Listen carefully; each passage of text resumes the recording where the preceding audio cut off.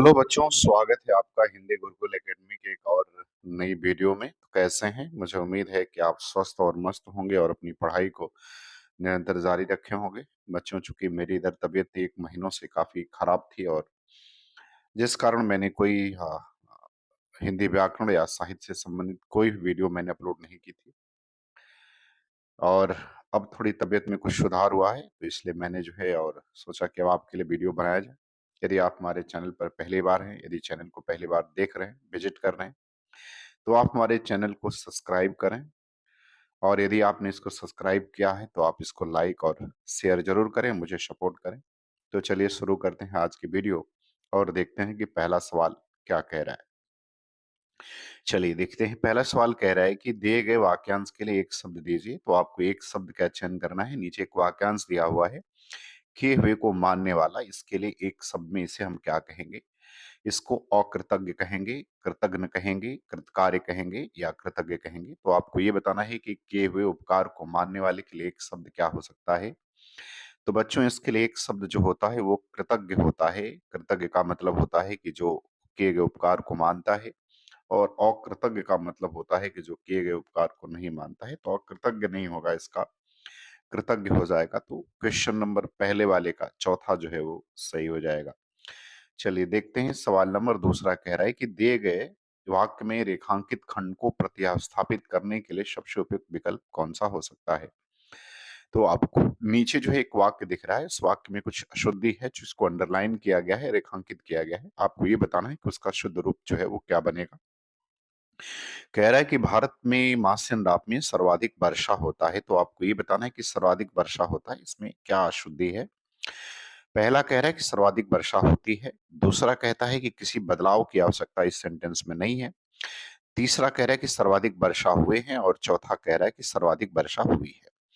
तो आपको जो है इस वाक्यांश में इस वाक्यांश में वाक्य में जो वाक्यांश लिखा हुआ है, इसके जगह पर आप कौन सा जो है खंड प्रस्तापित प्रतिस्थापित कर सकते हैं, वो आपको करना है। तो बच्चों, यहाँ सर्वाधिक शब्द जो है विशेषण हो जाएगा, और वर्षा शब्द स्त्रीलिंग है, इसलिए इसका क्रिया जो होगा वो पुल्लिंग हो जाएगा। इसलिए विकल्प नंबर पहला जो है वो सही हो जाएगा कि सर्वाधिक वर्षा होती है।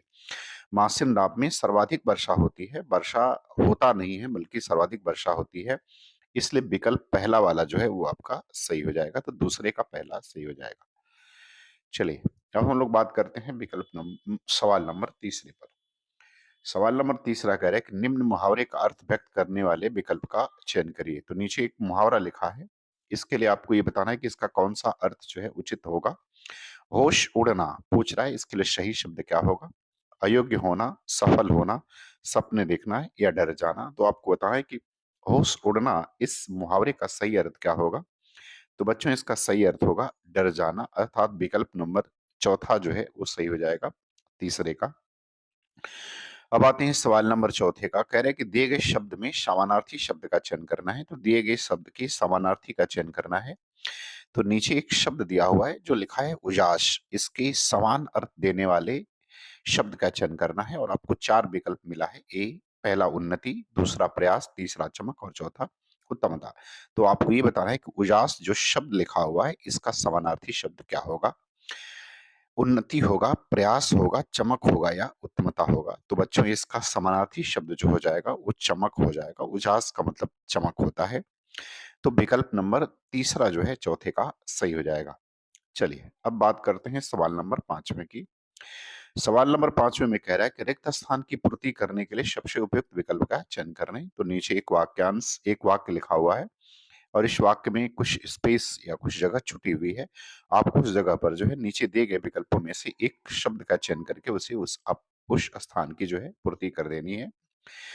प्रश्न लिखा हुआ है कि इस मशीन में कुछ है, और आपको विकल्प जो छूटा हुआ बीच में जगह उसमें एक उचित विकल्प भरना है। तो इस मशीन में कुछ झकझक, खटपट, गड़बड़ या बड़बड़। तो इन चारों में से आपको भरना है कि क्या भरा जाएगा। तो इस मशीन में कुछ क्या है, गड़बड़ है। विकल्प नंबर तीसरा जो है वो आपका सही हो जाएगा। तो 5वें का उत्तर जो होगा वो तीसरा विकल्प सही हो जाएगा।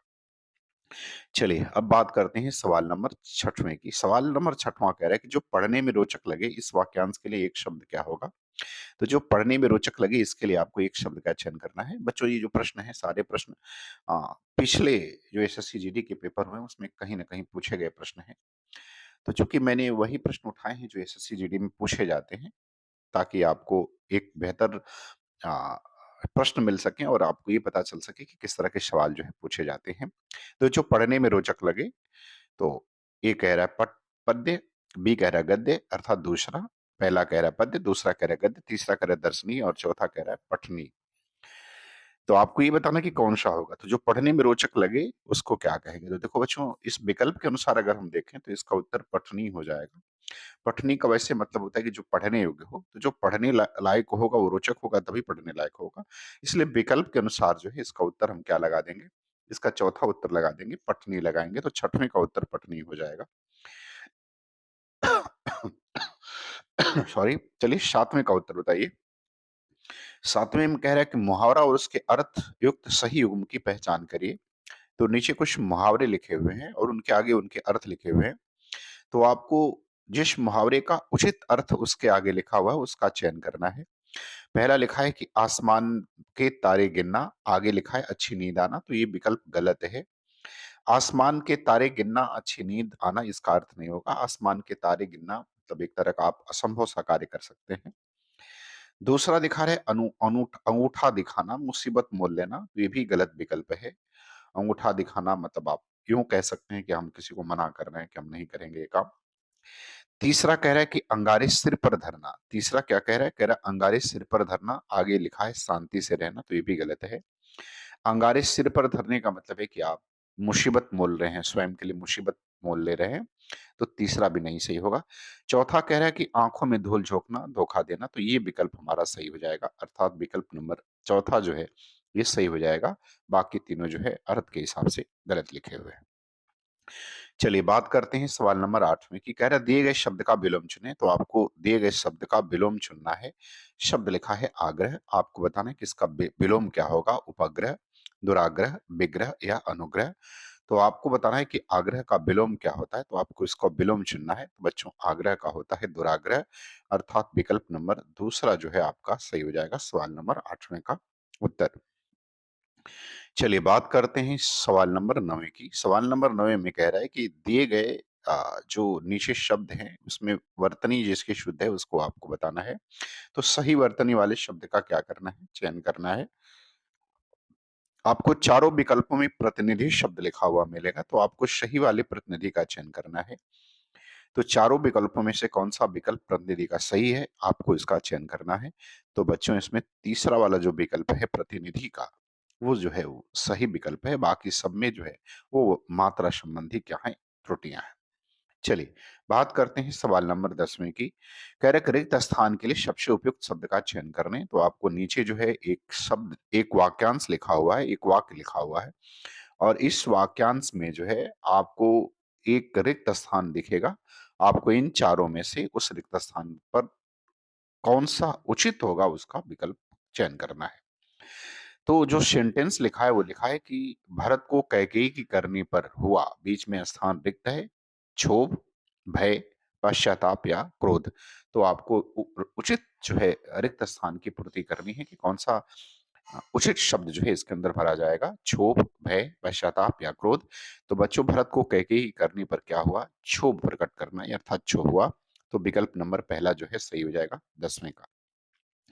11 नंबर सवाल में पूछ रहा है कि रिक्त स्थान की पूर्ति के लिए सबसे उपयुक्त शब्द का चयन करने। तो 11 नंबर सवाल भी सेम 10वें की तरह ही है। आपको एक नीचे वाक्य मिलेगा।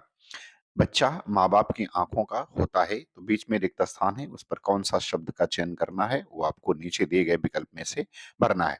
सूरज, सितारा, तारा या चाँद। तो आपको ये बताना है कि बच्चा माँ-बाप की आँखों का क्या होता है? सूरज होता है, सितारा होता है, तारा होता है या चाँद होता है।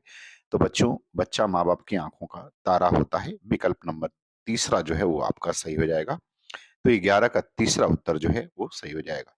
चलिए बात करते हैं सवाल नंबर 12 की। अमावस्या को अंधेरा छा जाता है, रेखांकित शब्द का विलोम बताइए। तो आपको इस वाक्यांश में, इस वाक्य में अमावस्या शब्द जो है रेखांकित किया गया है और उसका आपको क्या बताना है? उसका आपको जो है विलोम बताना है। अमास, अंधेरा, अंधकार या पूर्णिमा।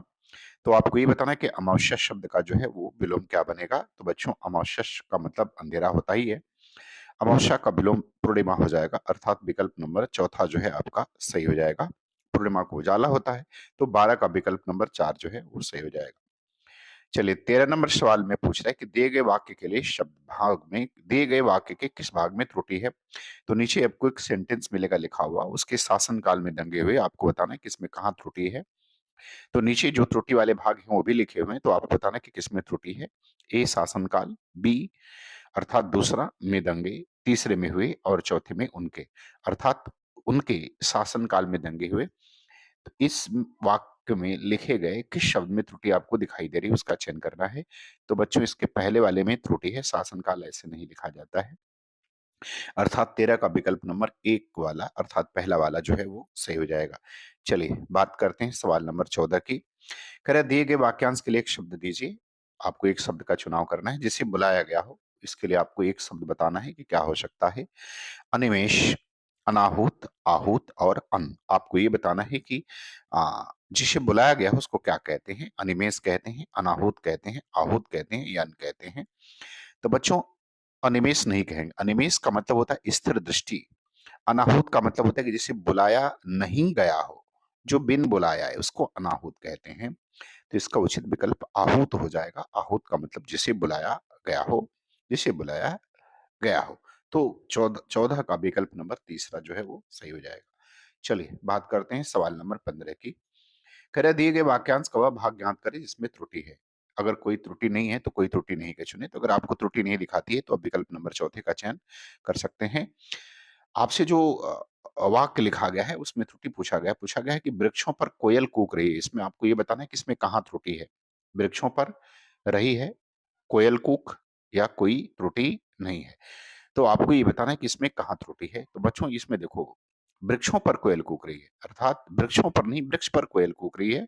तो विकल्प नंबर पहला वाला जो है वो सही हो जाएगा। यहाँ बहुवचन लिखने की कोई आवश्यकता नहीं थी, तो 15 का विकल्प पहला जो है वो सही हो जाएगा। 16 में पूछा गया है कि दिए गए वाक्य में रेखांकित अंश को प्रतिस्थापित करने के लिए सबसे उपयुक्त विकल्प का चयन करिए।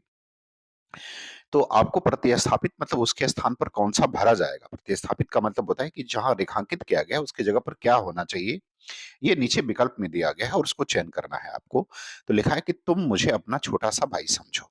तो आपको मिलेगा कि तुम मुझे अपना छोटा सा भाई समझो। आपको समस्या कहाँ है, गलती कहाँ है, उसका चयन करके नीचे दिए गए विकल्प में से सही वाले का चयन करना है। छोटा भाई, छोटा मोटा भाई, छोटे भाई या छोटा सा भाई। तो आपको बता रहे कि तुम मुझे अपना छोटा सा भाई समझो। तो मतलब छोटा सा भाई नहीं होता, छोटा भाई समझो। अर्थात विकल्प नंबर पहला जो है वो आपका क्या हो जाएगा, वो सही हो जाएगा। अर्थात 16 का विकल्प नंबर 1 जो है वो सही होगा। छोटा सा भाई नहीं होता है, छोटा भाई होता है।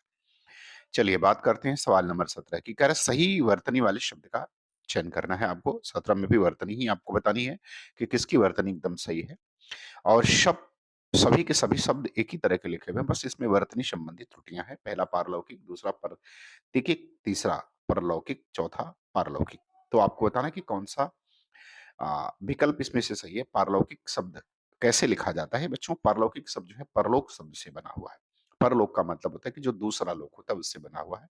तो परलोक शब्द से बना हुआ है और उसका शुद्ध शब्द पारलौकिक होता है। विकल्प नंबर 1 जो है आपका सही हो जाएगा 17 का। चलिए सवाल नंबर 18 में कह रहा है कि दिए गए वाक्यांश में रेखांकित खंड को प्रतिस्थापित करने के लिए सबसे उपयुक्त विकल्प का चयन करना है। तो आपको सेम कहानी करनी है, प्रतिस्थापित करना है, अर्थात जो रेखांकित कर दिया गया उसके जगह पर कौन सा शब्द लिखा जाएगा या कौन सा वाक्य शब्द लिखे जाएंगे वो आपको बताना है। अब मुझसे अब चल नहीं सकता, तो ये सेंटेंस गलत लिखा हुआ है। आपको इसको कैसे सही करना है। बल नहीं पाता, किसी बदलाव किया हो, चला नहीं जाता या चल नहीं गया। तो बच्चों मुझसे अब चल नहीं सकता ऐसा नहीं होगा, मुझसे अब चला नहीं जाता हो सकता है, अर्थात विकल्प नंबर तीसरा जो है वो सही होगा। तो इसका तीसरा विकल्प सही हो जाएगा। 18 का विकल्प नंबर तीसरा मुझसे अब चला नहीं जाता भाववाच्य है। चलिए सवाल नंबर 19 में कह रहा है कि देहलता शब्द में समास का चयन करिए। तो आपको देहलता शब्द में समास का चयन करना है। तत्पुरुष, द्विग, परमधारे और अव्ययीभाव, इन सभी समासों में से आपको ये बताना है कि देहलता शब्द में कौन सा समास होगा। तो बच्चों देहलता अर्थात लता रूपी देह, तो रूपी शब्द लगा हुआ है तो कर्मधारय समास हो जाएगा। विकल्प नंबर तीसरा जो है 19वें का उत्तर जो है आपका सही होगा। और बच्चों आज का अंतिम सवाल, कमल का परिवाची शब्द नहीं है, आपको ये बताना है कि कमल का परिवाची क्या नहीं है, इसका चयन करना है। कमल बल्लभ, सरोज, नलिन और मुकुंद। तो आपको ये बताना है कि कमल का परिवाची इसमें से कौन-सा शब्द नहीं है। तो बच्चों कमल का परिवाची जो है मुकुंद नहीं होता है, विष्णु का परिवाची शब्द है। बाकी तीनों के तीनों जो हैं वो कमल के परिवाची शब्द ये हैं। कमल बल्लभ भी है, सरोज भी है और नलिनी भी है। तो बच्चों मुझे उम्मीद है कि आपको ये वीडियो पसंद आएगी और अगर आपको अच्छा लगे तो आप इसको लाइक, शेयर और सब्सक्राइब ज़रूर करें। और मेरी कोशिश होगी कि अब आपको प्रतिदिन जो है वीडियो मिले एसएससी जीडी से संबंधित, यूपीपी, यूपीएसआई और अगर आप किसी भी शिक्षक भर्ती की तैयारी कर रहे हैं तो शिक्षक संबंधी वीडियो आपको ज़रूर मिलेगी। धन्यवाद।